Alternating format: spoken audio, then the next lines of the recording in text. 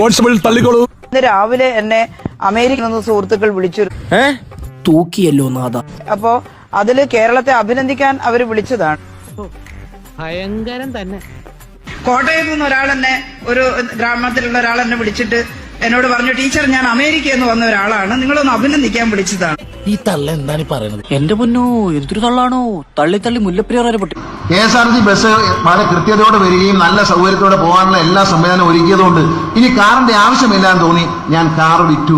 അപ്പൊ തന്നെ PWD നമ്മളെ വിളിച്ചിട്ട് ഒരു അവാർഡ് തന്നു. അന്നോ? അല്ല, അന്നല്ല, അവിടുന്ന് കുറച്ചു ദിവസം കഴിഞ്ഞപ്പോ. സ്റ്റാർ ഹോട്ടൽ ആണെന്ന് വിചാരിച്ച ആളുകൾ സ്കൂളുകളിലേക്ക് കയറി ചെല്ലുന്ന സ്ഥിതിയായെന്ന് വിദ്യാഭ്യാസ മന്ത്രി വി ശിവൻകുമാർ. വന്ന് അടുത്ത കോമഡി. പലരുടെ റോഡ് സൈഡിൽ ഇരിക്കുന്ന കെട്ടിടങ്ങൾ കണ്ട് ഇത് ഹോട്ടലാണോ, 5 സ്റ്റാർ ഹോട്ടലാണോ എന്ന് തെറ്റിദ്ധരിച്ച് ചെല്ലുന്നുണ്ട്. റൂം ഉണ്ടോ എന്ന് ചോദിച്ചു. ഇയാൾക്ക് തലയ്ക്ക് എന്താ തകരാറാണ് മേഡം? ഞാൻ മെന്റലാണെന്ന് തോന്നണ്ടായോ? ഒരിക്കലില്ല. അത് തനിക്ക് വിവരമില്ലാഞ്ഞിട്ടാ.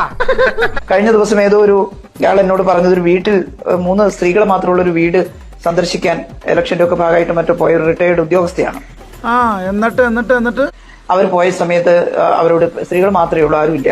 അപ്പൊ ചോദിച്ചു പോലും, നിങ്ങൾ 3 ആള് മാത്രമല്ലേ ഉള്ളൂ, എങ്ങനെ ജീവിക്കുന്നത്? ദരിദ്ര കുടുംബമാണ്. ആണോ? അപ്പൊ അതിൽ പ്രായമുള്ള ഒരു സ്ത്രീ പറഞ്ഞത്ര, ഞങ്ങൾക്ക് പിറക്കാതെ പോയ മകൻ ഞങ്ങളെ രക്ഷിക്കുന്നു.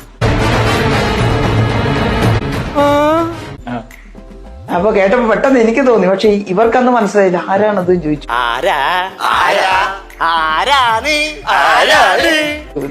ഞങ്ങൾക്ക് പിറക്കാതെ പോയ മകൻ ഞങ്ങളെ രക്ഷിക്കുന്നു.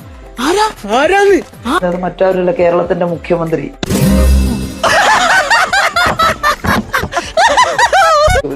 ഞങ്ങൾക്ക് പിറക്കാതെ പോയ മകൻ ഞങ്ങളെ രക്ഷിക്കുന്നു. അത് മറ്റാരുള്ള കേരളത്തിന്റെ മുഖ്യമന്ത്രി. നല്ല ബെസ്റ്റ് കഥ. ഉടനെ അയച്ചു കൊടുത്ത അടുത്ത ബാലരമയിൽ വരും. 4 ആളെ കണ്ട അവന്റെ തലക്ക് ഭ്രാന്താണെന്ന് അറിയത്തില്ലേ? വെറുതെ തള്ളിയിട്ട് പോയതാ. അങ്ങനെ ഒന്നും ഞാനും ആലോചിക്കാതിരുന്നില്ല. അപ്പൊ എല്ലാം പറഞ്ഞ പോലെ